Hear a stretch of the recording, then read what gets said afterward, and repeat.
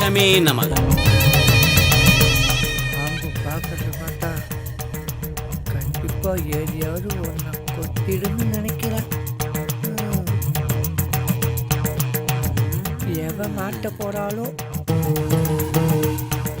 இந்த பொண்ணை எங்கேயோ பார்த்த மாதிரி. ஓ அவதான். உன்ற பேரு கஸ்தூரி தானே? ஆமா சாமி. கஸ்தூரி, நீ நினைச்சு வந்த காரியம் நடக்கணும்னா 7 நாள் தவறாம ராத்திரி 7 மணிக்கு என்ன வந்து பாரு. நீ நினைச்சதும் நடக்கும், நான் நினைச்சது அதை விட பிரமாதமா நடக்கும். 6 நாள் சரிங்க சாமி. 7வது நாள் தான் வர முடியாது. ஞாயிற்றுக்கிழமை ஏன் வர முடியாது? ஞாயிற்றுக்கிழமை மார்க்கெட் போனோம் சாமி. உலக மார்க்கெட்டுக்கே நான் உன்னை அள்ளிட்டு போறேன், நீ என்னமோ மார்க்கெட்டுக்கு போறாங்கிற? போ போ. நான் போயிட்டு வரேன் சாமி. போ போ போ. இன்னைக்கு எல்லாரும் என்ன தரிசனம் பண்ணிட்டீங்க, அதனால இன்னைக்கு போயிட்டு எல்லாரும் ஞாயிற்றுக்கிழமை அன்னைக்கு வாங்க. உங்களுக்கு எல்லாம் சிறப்பு பூஜை பண்றேன். என்ன கிளம்பு கிளம்பு. எல்லாரும் கிளம்புங்க. கருப்பு போட உட்காருமா. நான் மட்டுமா? விஜயா? ஆமாங்க. நீ தாசில்தார் பொண்டாட்டி தானே? உன்னை மட்டும் ஏன் இருக்க சொன்ன தெரியுமா? உன் உடம்புல பயங்கரமா விஷம் ஏறி இருக்குது. என்ற கண்ணுக்கு நீ நீளமா தெரியல, அதனால இன்னைக்கே உனக்கு ஒரு செருப்பு பூஜை, சிறப்பு பூஜை பண்ணியே ஆகணும்.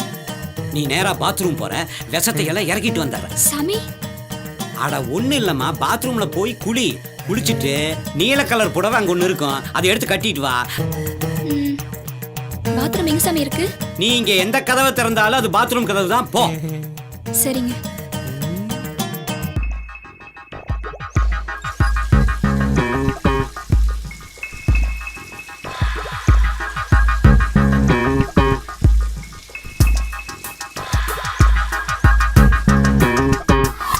பாம்பே நமக.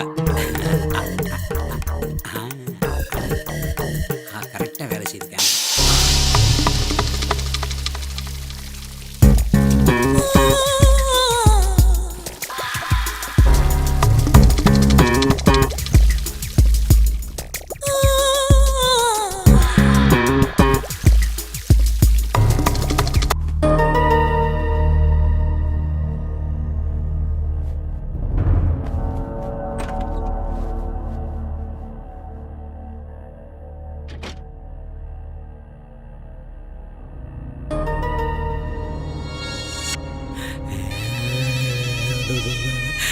உங்க பார்வை என்ன சங்கடப்படுத்துது சாமி. ஏய் விஜயா, நான் ஒருத்தன் பார்த்ததுக்கே சங்கடப்படுறியே, உலகமே பார்த்துட்டா? என்ன சாமி சொல்றீங்க? உன் நல்லதுக்கு தான் சொல்றான் அம்மணி. அதாவது நீ பாத்ரூம்குள்ள குளிக்கிறதுக்கு போன உடனே ஷவரைத்தான் திறந்த. நீ அதை திறக்கிறதுக்கு முன்னாடி ஷவருக்கு மேலே இருந்த கேமராவை நான் திறந்துட்டேன். என் ரூமில் இருந்தே உன்னோட குளியல, அந்த நிர்வாண குளியல அப்படியே ரெக்கார்ட் பண்ணி வச்சுட்டேன். என்ன பாவிகளா? இந்த பாரு, உன்னுடைய நிர்வாணம் எனக்கு வருமானம். நிவாரணம் என்ன தெரியுமா? உன் வீட்டுக்காரர் தான் தாசில்தாராச்சே. ஊர் ஜனத்தையெல்லாம் ஏமாத்தி நிறைய சம்பாரிச்சு வச்சிருக்கானே. அதனால 5 லட்சம் ரூபாயை கொண்டு வந்து சைலண்டா என்கிட்ட கொடுத்துட்டீங்கன்னா நீ தப்பிச்ச. இல்ல நாளைக்கே அதை இன்டர்நெட்ல போட்டு டெலிகாஸ்ட் பண்ணிடுவேன். எப்படி?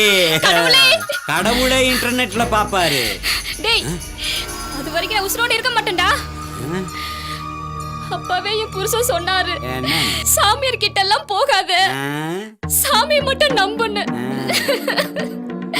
சாமியார் எல்லாம் வேற ஆசாமி தான் சொன்னாரு.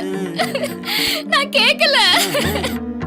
இதுக்கப்புறம் என் புருஷன் மோதல் எப்படி நான் முழிக்க போறேன்னு தெரியலையே.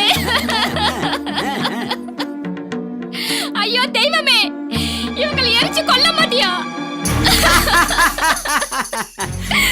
அம்மணி விஜயா, உனக்கு தெரியல, சாமிய நாங்க பாத்துக்கிறோம். எங்க மாற சாமியார்களை நீங்க பாத்துக்கணும். அப்பதான் டீலிங் கரெக்டா இருக்கு. என்ன அழுகாத அழுகாத. பணம் பணம் பணம் 5 லட்சம். போ போ போ, எடுத்துட்டு வா போ. இனிமேல் சாமி தவிர எந்த ஒரு சாமியாரையும் தேடி போக மாட்டேன். தயவு செஞ்சு என்ன நம்புங்க. அவன் கேட்ட 5 லட்சம் ரூபாயை கொடுத்துடலாங்க. 5 லட்சமா? என்ன அநியாயம்! நீ நினைக்கிற மாதிரியெல்லாம் அவன் கேட்கிற பணத்தை என்னால கொடுக்க முடியாது. இதுக்கு ஒரே தீர்வு அன்பானந்தா சுவாமியார் மட்டும்தான்.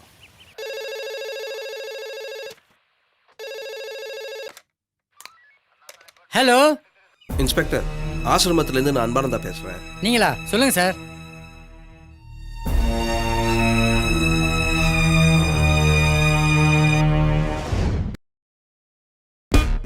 கான்ஸ்டபிள், எல்லா கதையும் மூடுங்க. அந்த ரூம் திறங்க. சரிங்கய்யா.